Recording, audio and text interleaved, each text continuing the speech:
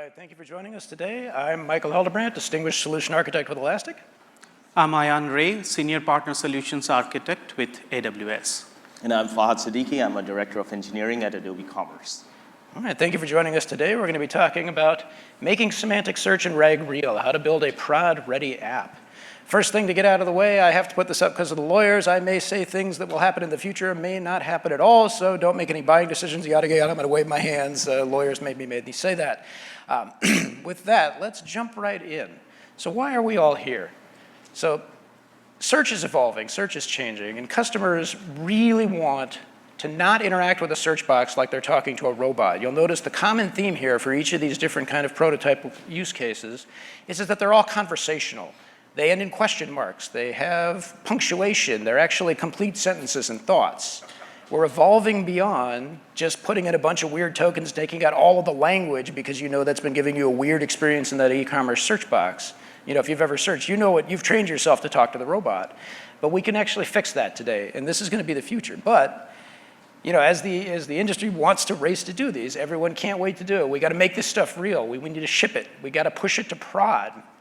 But let's pause for a second. What does it take to get these generative AI apps to production?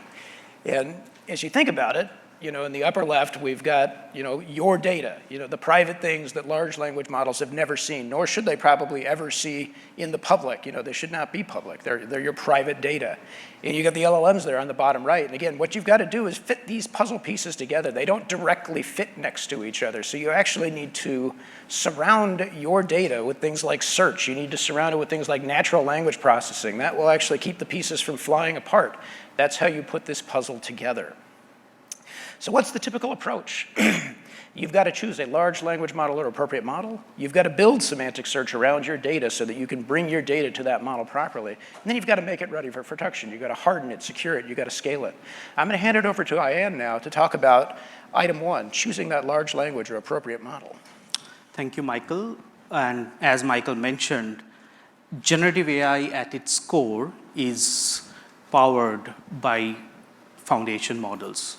What are foundation models? These are very large neural networks trained on massive data sets. And they generate content based on the input that you provide as human language instructions.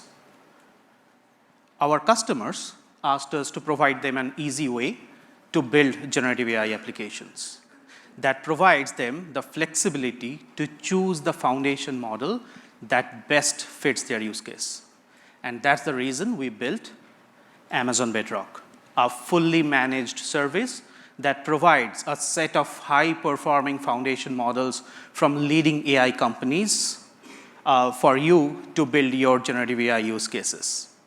With Amazon Bedrock, you can easily experiment using the foundation model of your choice. You can customize it using fine-tuning or retrieval augmented generation, popularly known as RAG. And you can create managed agents for performing complex tasks, like managing an inventory or booking a ticket. And I'm not done there. Amazon Bedrock is serverless. That means you can do all of that without worrying about maintaining and managing your infrastructure.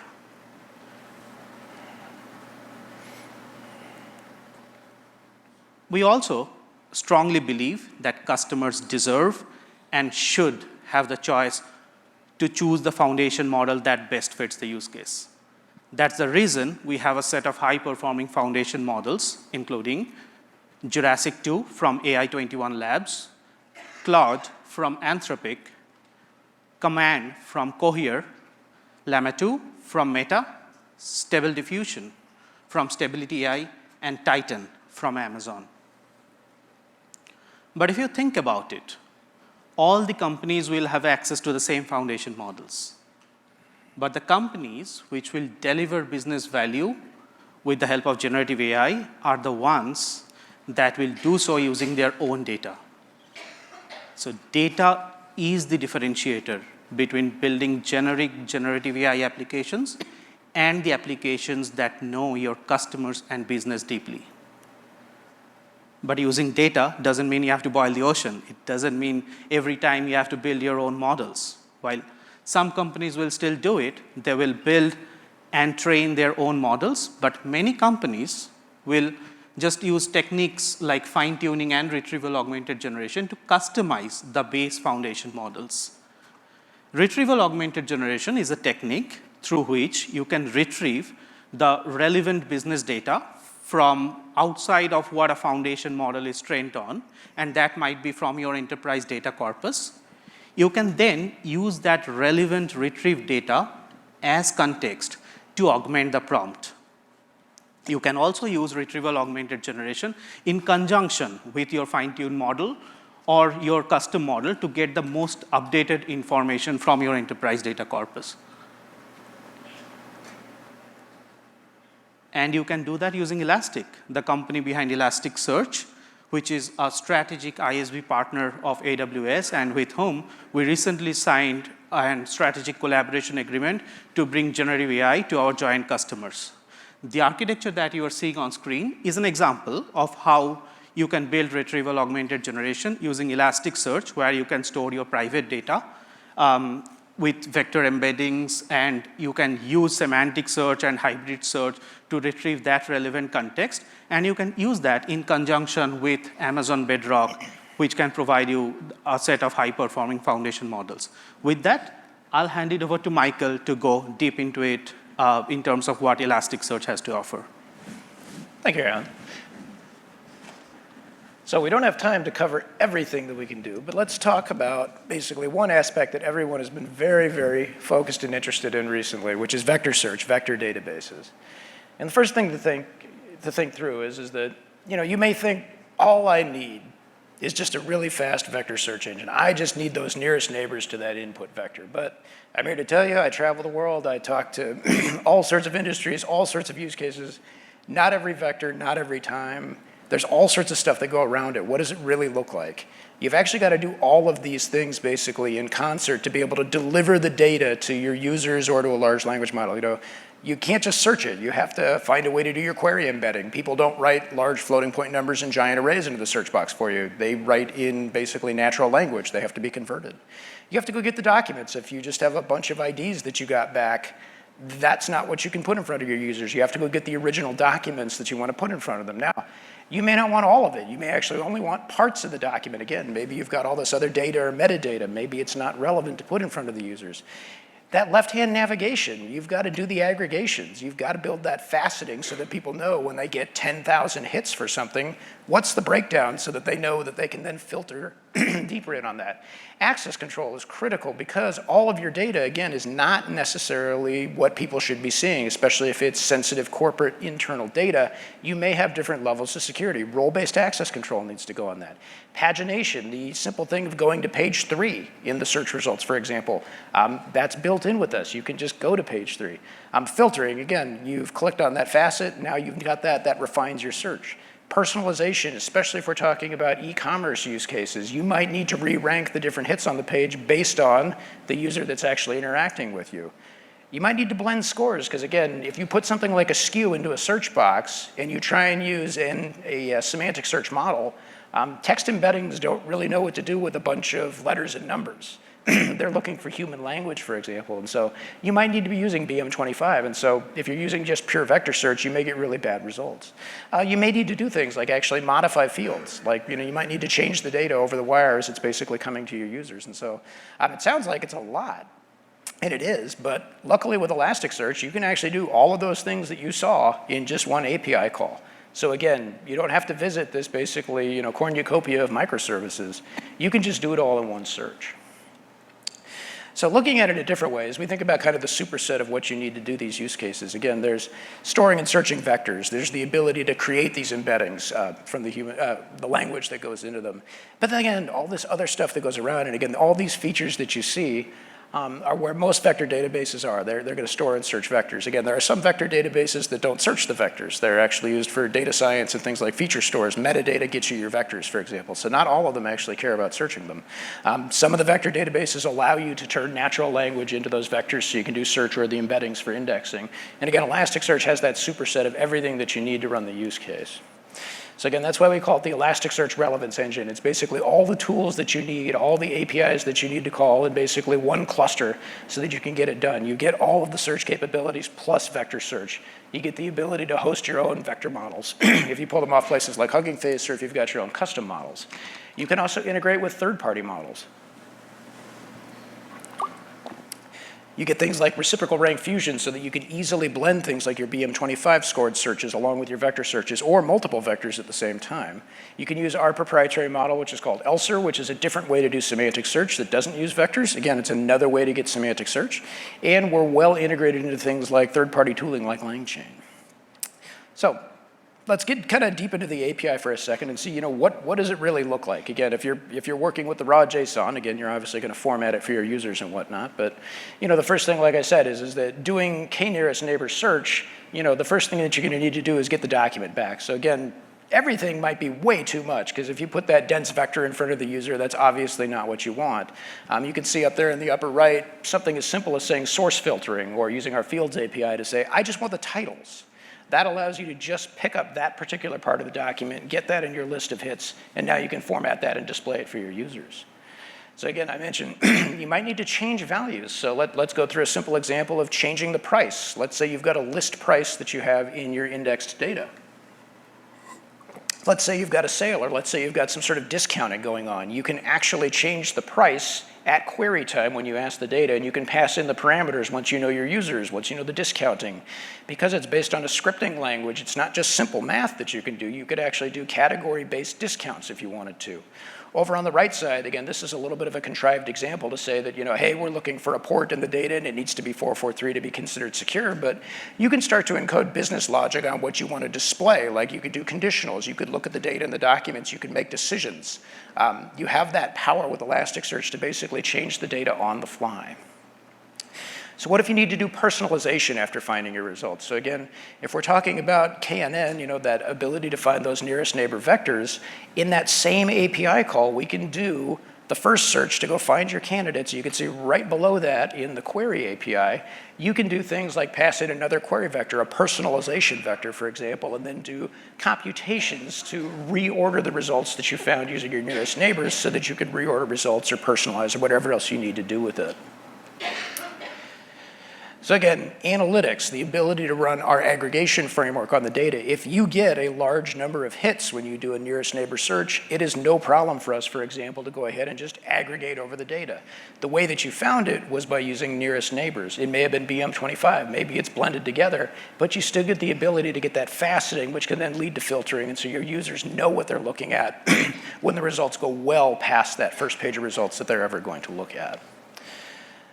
So I've focused there very much so on what it's like for the developer experience. So again, anyone from operations in the room, anyone's actually got to run these production use cases? This is the slide for you. Because vectors have been very deeply integrated into Elasticsearch, for those that know our capabilities, we have been horizontally scalable and highly available from the beginning. So again, if you're doing vectors with Elasticsearch, you get the ability to leverage that. There's nothing special about it. Vectors just work with the rest of your data. You get the ability to do updates, and that means both document updates, because again, you can change your mind on things, you can update your vectors in near real time. So again, as you change your mind about what vectors may be, the metadata about them, you can update your data just like you have before.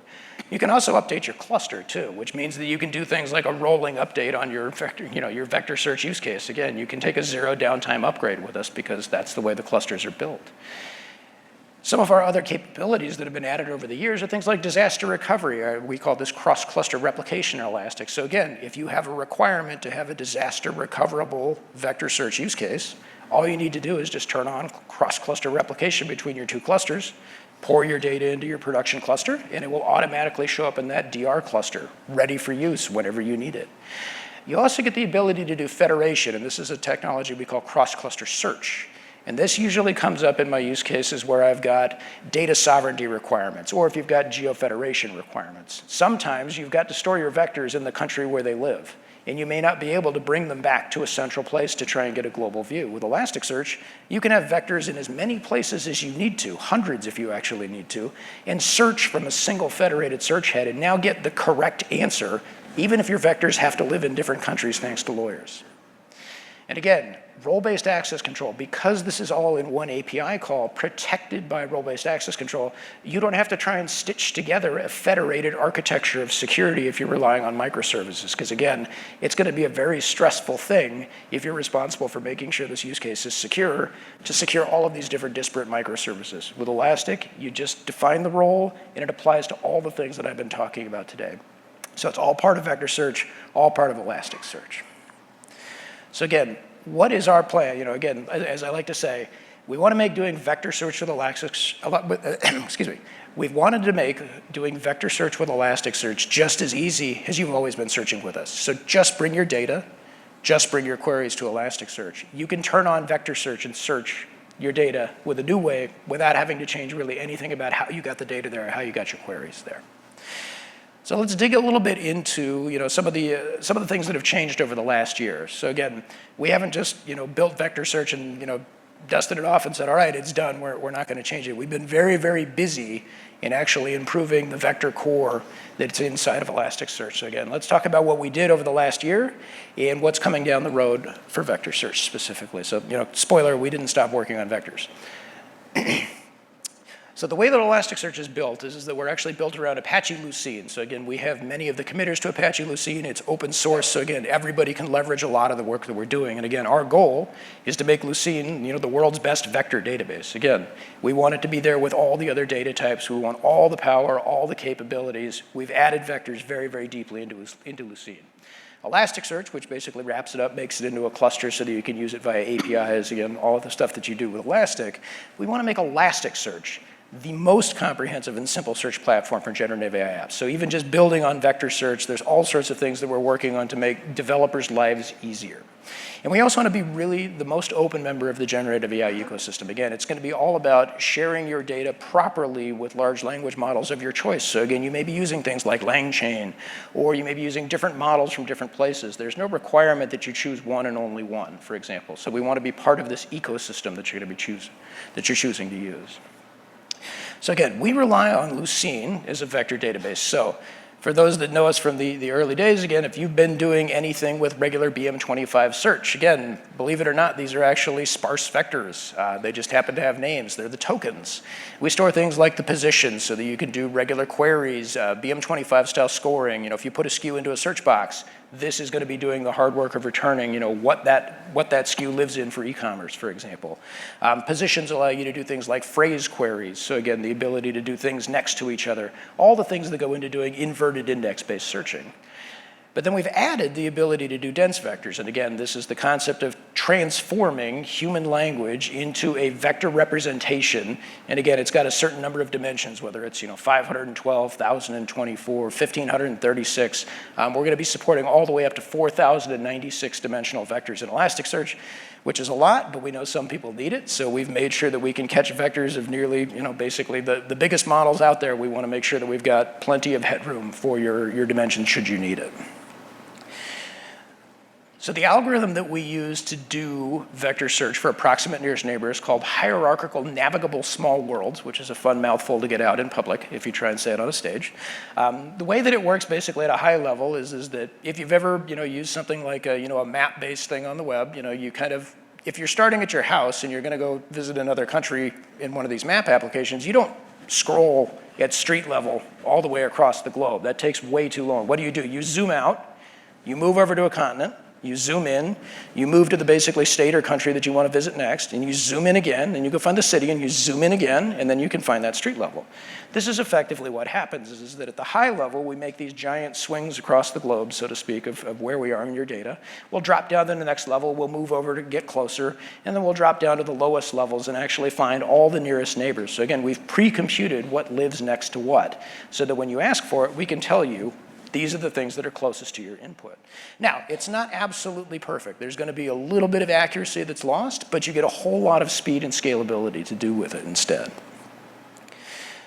So let's talk about additional things that we've been up to. So, ways that you can work with us. Again, you can do an approximate nearest neighbor search by passing in, basically, a text embedding vector. So again, we want to make it, though, so that you can do things like, say, The query there is basically that large vector thing. So again, this array of floating point numbers. What you see there is also we've got things like filtering. The ability now, or we've had this from the beginning of k-nearest neighbor search, to be able to do things that seem easy but are actually quite complicated. If you want to do a vector-based search with a geospatial filter and a time-based filter, again, if you're doing, let's say, a restaurant recommendation app, and there's only so far you're going to walk or travel, and you want to see temporal accuracy, again, maybe you don't want reviews from 10 years ago, maybe you want reviews over the last month, and you want to do a vector-based search with a filter on, like I like this particular type of cuisine, Elasticsearch will easily allow you to put all of that together, so you can take the search box and all of this other metadata and actually return just those vectors that make sense. So again, we want your life to be easy, so you don't have to do any post-filtering. This is all pre-filtering, which means pagination works, aggregations work with it. We want your life to be easy. What we're going to be moving to, or what we've got today and moving to other features in the future is that we've got native embedding support. So again, you can bring a vector and do the search with the vector, but again, what's easier? Copying the search box. Your users have typed into your search box. So again, by using our native embedding, you can basically run whatever models you want, multiple even. You could be doing one for title, one for body, one for other chunks. It doesn't really matter to us. You can take that search box and turn it into, using that same model, exactly what's stored in the index so that you can then search for it. Again, copy the search box and perform vector search without any additional stress on your use case. Personalization, again, whether it's a rescore phase or whether it's a script score phase, you can again pass in this now personalization factor and then use that to basically affect the score. So again, KNN will find your candidates, rescore will allow you to reorder the hits. And again, you've got a whole wealth of capabilities with script score to be able to do things like blending in temporal information or other keywords. You basically have complete control over the scoring algorithm to get exactly what you want for your use case. So let's talk about some of the stuff that's really low and deep under the hood. So again, vectors are tons of math. So when you think about it, you need to do math very, very, very quickly. So one of the enhancements that we've had over the last year is what's known as SIMD operation, which is single instruction, multiple data, the ability to do more work per clock tick on the CPU. So vector search is full of floating point operations. So you've got to do basically math on vectors. So you've got to do things like, add those two numbers together, you get a 6.5. Now, floating point numbers are 4 bytes each. So we're asking for a whole 8 bytes worth of data. But what can CPUs actually do? They can do 64 bits or higher in terms of operations. So what if instead we did a whole bunch of math in every clock tick? That's exactly what we did. We've actually basically pushed to get some experimental things into the JVM, which is what we're written in Java. So we basically had to work with that community to be able to get this basically going as fast as possible. So now we've got single instruction, multiple data, where now we can do basically 4 times the work in every single clock tick. So what does that mean for you? Depending on your CPU architecture, you get 4 times or 16 times faster depending on the CPU basically performance for vectors. So it makes, again, your life easy. You don't have to do anything. It's just enabled for you in Elasticsearch. Another thing, this is going into a little bit of the weeds of Elasticsearch, and so every index is actually really one or more shards. As I like to say when I'm training people on Elasticsearch, the index is only in our minds. Everything is actually happening down at the shards. So again, fun fact, 1 index with 6 shards is exactly the same as 3 indices with 2 shards, 2 indices with 3 shards, or 6 indices with 1 shard. It's really the same amount of work for the cluster. So lay your data out as you want to. But the subatomic particles under the shards are actually segments. Again, for those that want to really know the deep stuff, this is actually a complete Lucene index, and there's all sorts of fun stuff about merging them that we could talk about for hours, but we won't today. But do know that each segment has its own basically index for the vector. So again, this HNSW graph, there's 1 per segment. And what had happened in the past is that, well, we've got many, many segments. Again, the ability to take live data, make it searchable is part of Elasticsearch. So again, we have many, many segments to do that per shard. And in the past, we've done one, then the other, then the other, then the other. You can kind of guess where the optimization might be coming here. What if we just searched them all at the same time? So that's actually what we've enhanced in Elasticsearch, the ability now to do parallel searching across all the different segments in your vector. So again, if you've got fast-moving vectors or vectors that change at all, again, everyone's got data that's moving. This basically speeds up your use case for you. Another thing that'll be coming down the pipe is that while we started with this for vectors, we're actually enabling this for all types of search in Elasticsearch. So you're going to see another jump in Elasticsearch performance just in general search, because we're going to apply this same technique to be able to search everything in parallel wherever we can to speed you up. This is one that I'm super excited about because it's, again, the hard work of data scientists that you just get to basically harness for free. So as I mentioned, floating point numbers they take a lot of space. They have a lot of precision. You can express a very precise number with floating point numbers, but many times we don't really need to. They take 4 times the number of dimensions to be able to store it as a float 32. It takes 4 bytes to store all that information. That's full fidelity, but again, we're doing approximate nearest neighbor. We do not need that level of precision to find you the nearest neighbors. Again, we know it's approximate. So what can we do about it? Well, what if we stored that data instead as an int8, which is now only 1 byte per dimension? Or in some cases, if we can pack it in even further, what if we could get away with an int4, which now allows you to use only 4 bits of that byte so that you can pack that data in? So what this allows you to do is for those that have been sizing and working with HNSW, for high speed, it requires basically to live itself in RAM to be able to be ultra fast so that you can have a public search box and those vectors work at the full speed that you need them to. 4x the number of dimensions. Remember we talked about a 4K limit. If you had a 4,000 dimensional vector, that's a whole lot of RAM that you need to run your use case at full speed. You can get 4 times or maybe 8 times the amount of vectors without actually changing anything. So this is going to be something coming tomorrow.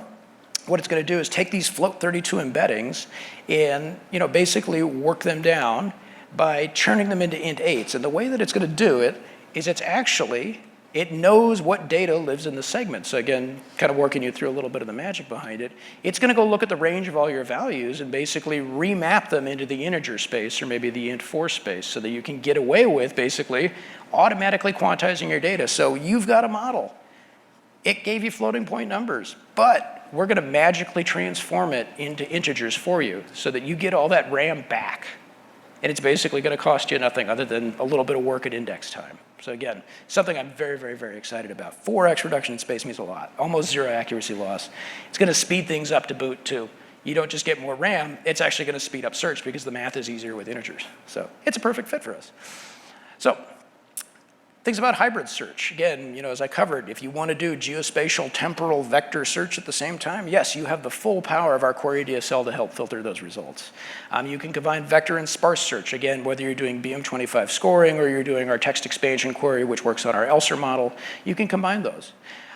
The way that you can do this easily, again, the fun part about vectors and BM25 and all these different algorithms is that nobody sat down and agreed on stack ranking for what should the score ranges be? So a BM25 score and a cosine similarity score are sometimes 3 to 4, 5, 6 magnitudes away from each other. So if you just take the raw scores, it could be a mess. And so reciprocal rank fusion is there to make your life easy as a developer. If you want to do BM25 and 3 vectors at the same time and blend the scores together so that the best candidates show up as your top hits, you can use what's called reciprocal rank fusion. You just basically turn it on in the query and it makes sure that your top candidates are always there for you. It basically just works out of the box. But you still get that capability if you want to do linear boosting. So again, if you know what your ranges are going to be, you've done your homework, you know your values, you can still maintain tight control by boosting the different clauses so that you can manually stack rank them. Again, we didn't take it away from you, we just gave you the easy button if you don't want to do it. So sometimes you really do need to fine tune your weights, user experience. This is also useful in rescoring, for example. This is one that's coming again as another way of similarity. Again, we've got cosine similarity dot product and one more that's slipping my mind, always does on the stage. But we're going to add another one so that you can get maximum inner product. And this is important because normal things are about how far they are in space. So maximum inner product, as I've been doing the reading on, is that it actually looks for magnitude is actually part of it. So again, it's another way to encode more information to get more precision in your results. So it's considered to be non-Euclidean. I'm not a mathematician, so I'm not going to elaborate on that too much. And I've still been looking for the A is not nearest itself, which is it's like a Zen koan almost of how could you not be your own nearest neighbor? But apparently math is weird. So I'm still looking for the answer to that one for us all. But HNSW and Lucene is actually fine with this because it's just math, even though it may be weird and we don't understand it. Maybe a mathematician could explain it to me later. But the goal is for us is to give you yet another way to basically store that similarity data so that you can get what you need out of your use case. So it's in Lucene today, which means, again, everything has to go in there first, and it's going to be Elasticsearch tomorrow. So it's halfway there. This one is very, very, very exciting. It used to be tomorrow. It actually came out in our very latest version in 8.11. So passage vectors. So again, for those that have been doing vector search, there are token limits to be able to create vectors out of data.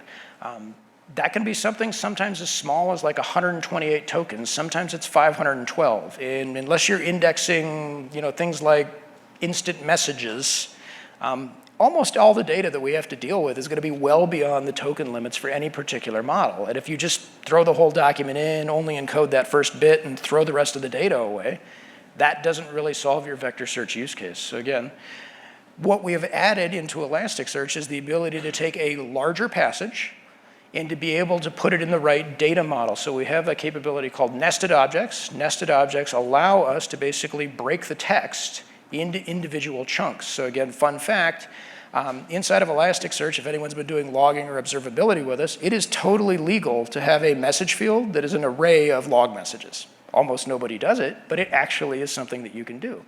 So holding these things in an array of different passages allows us to break it up into small enough chunks so that each and every one of these can actually have a text embedding model run on them. Storing each of these different text embedding scores allows us to find, again, the nearest neighbor based on the different values that are in there. So again, basically we get all the vectors necessary to represent your large document. And what this solves you from doing is having to do things like field collapsing or denormalizing or copying the metadata. I mean, you can imagine one document that could be like 1 million documents if you took some giant omnibus bill or something from the government and you actually tried to text embed the whole thing. It can be a lot of data. With this, it allows us to store one document with just as many vectors as we need to represent it. So what's nice is that it's going to find the document based on your inputs. The passage vector is going to basically find the original document for you. So it's very, very useful to be able to get basically all the different concepts semantically that are in that document and find them easily. So we've got passage vectors in Lucene. It's in Elasticsearch now. And the other great thing about it is that for those that have ever done highlighting with Elasticsearch, in BM25 it makes sense. The search box matches the document. So you can find what part was there and then highlight that for the users. But highlighting doesn't really work in the world of semantic search. You can't figure out the tokens that were in the search box for what they match. You have to find the vectors. So because you've now got the passage vector and you've got the text that came with it, you basically now get the highlighting of where it was in the document. So you can show the user what part of this giant, maybe 150-page PDF that you indexed with vectors, they can now skip exactly to where they need to go. Why did they find this document? Here's another fun one to think about. We're early in our vector search journey in a lot of cases. So what if you're going to change the text embedding model over time? That sounds hard. You would never do that. I'm going to tell you, the text embedding models will change over time. And so you're going to end up with a situation where you've got historic indices with older models, and you're going to have new indices with tomorrow's new, hot, and exciting text embedding model. And they may not be in exactly the same space. So what are you going to do about it? You're going to have to combine search results from multiple indices with different text embedding models. And if you think about it today, you have to copy the search box, and you have to figure out what model you want to run and all that and to get the vectors. Well, we thought about this, and we're going to make it easy on you. What we're going to be able to do is actually move the model into basically the index metadata about where do the vectors come from, which will allow you to even easier copy the search box, search multiple indices with your k-nearest neighbor search, and have each index run the right model to turn the text box into the vectors to search in it. And then we blend all those scores together for you. So again, we're going to make it easy to search new vectors and old vectors at the same time. It's going to take all the stress out of the situation for you. So we didn't have time to touch base on everything, so there's lots of other stuff coming. There's optimizations that we've done with ELSER, which is our other way to do semantic search. V2 is out, it's now GA. We're working on getting hardware acceleration. So for those that are excited about GPU acceleration and things like that, yes, we are starting to dabble in GPU acceleration to make models run even faster where we can. And we want to make inference a first-class citizen in the stack. So there's plenty to talk about on that, but know that in the future you'll be able to actually bring your data to Elasticsearch and maybe talk to another service to be able to get vectors or other natural language processing or any other ML on the data through Elasticsearch so that you can just, again, bring your data to the cluster, bring your queries to the cluster. Again, we even want to make the search experience even easier for approximate nearest neighbor search with vectors. So again, get ready for some API changes to, again, make it even easier, make it basically the user experience for both the developer and the end users to be even better. So again, as we like to say, for the road to production, we want you to be able to just bring your data, just bring your queries and get the answers in front of the users that they need. So I've talked a lot about, theoretical, things that we've done, but let's kind of change gears for a minute. I'm going to hand it over to Fahad to talk about an actual production use case that incorporates a lot of what you've been hearing today. Thanks, Michael. So before I begin, I'll actually invoke the same disclaimer that Michael said, which is I'll be making a lot of forward-looking statements that shouldn't imply any Adobe commitments.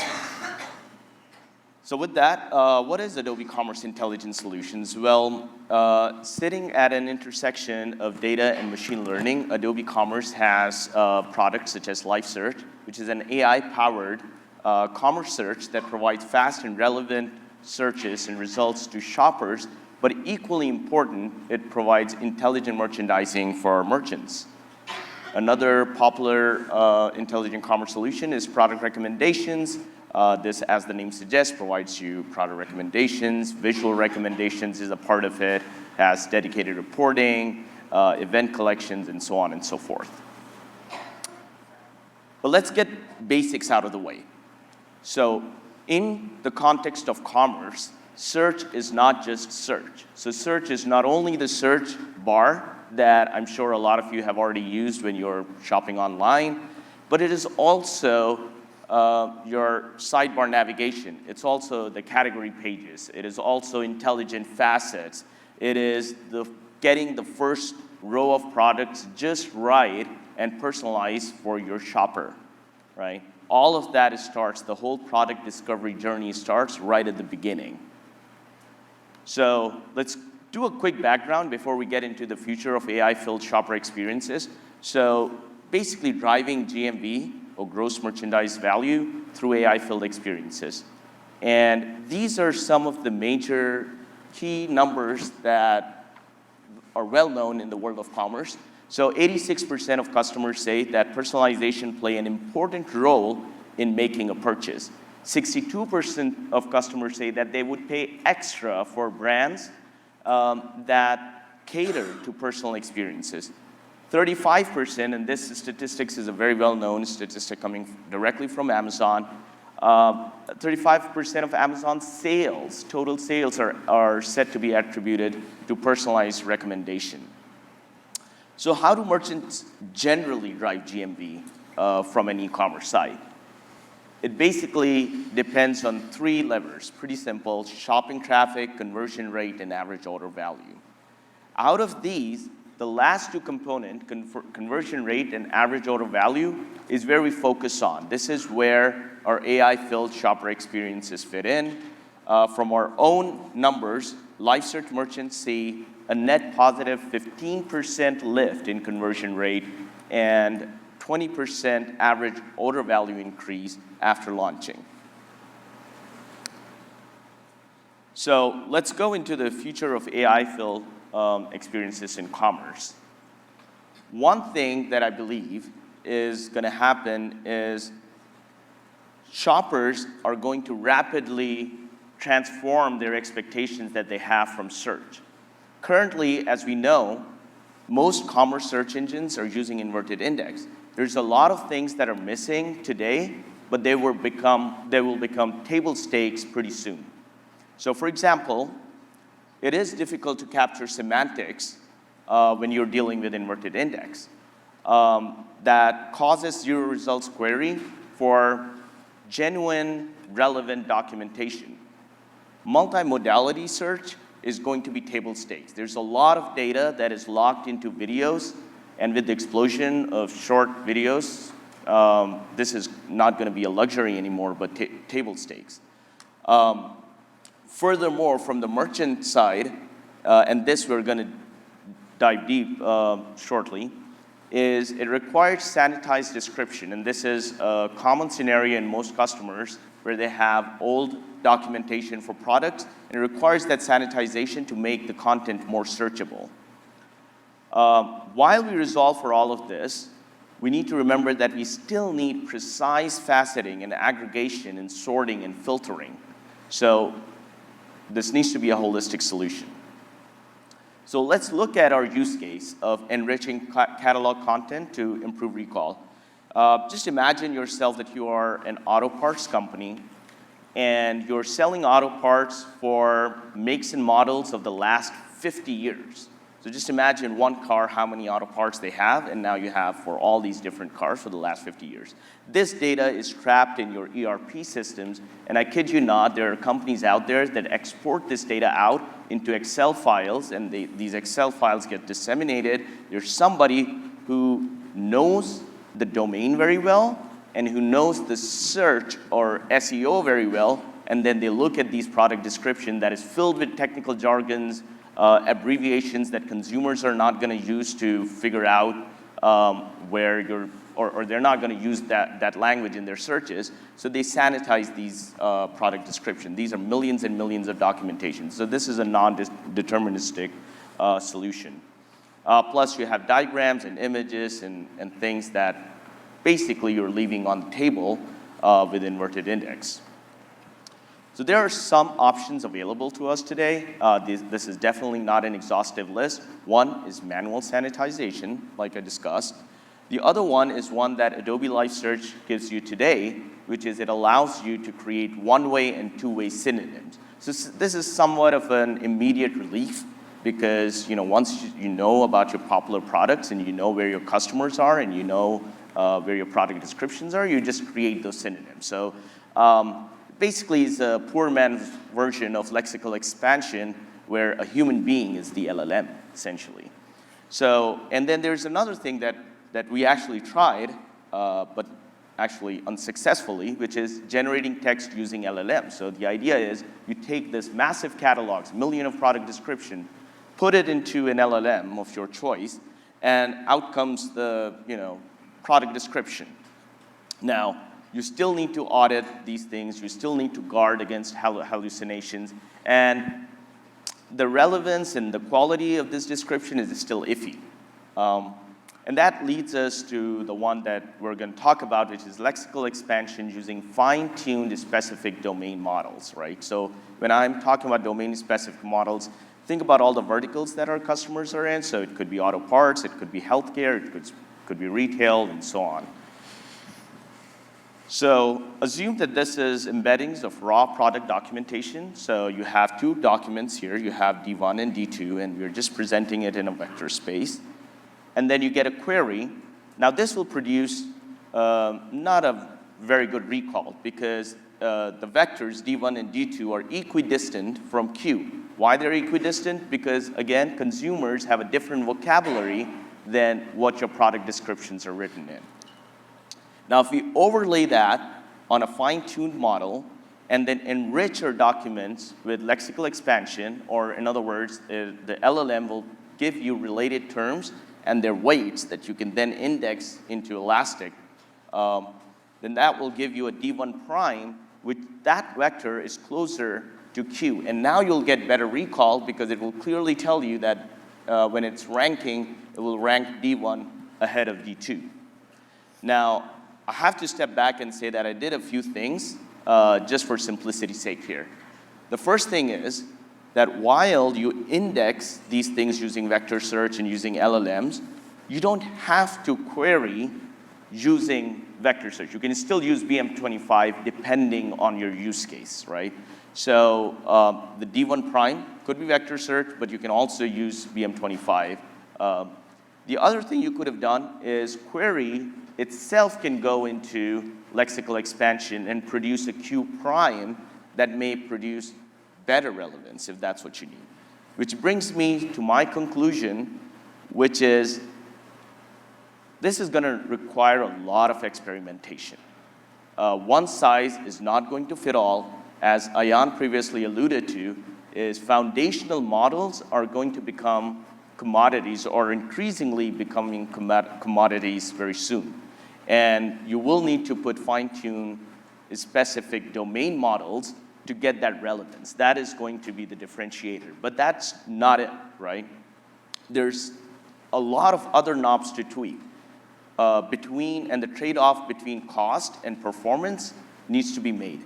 And then you have to worry about hybrid approaches, the blended weights, or re-ranking. How are you going to do that with a subset of relevant documents that you get? You have multimodal search that is going to be table stakes, right? So all of that goes to one big point, that is, if you want to do this, you need to have a flexible platform that will allow you to do this experimentation. And with that, I'll conclude my intervention of this talk. Thanks for listening.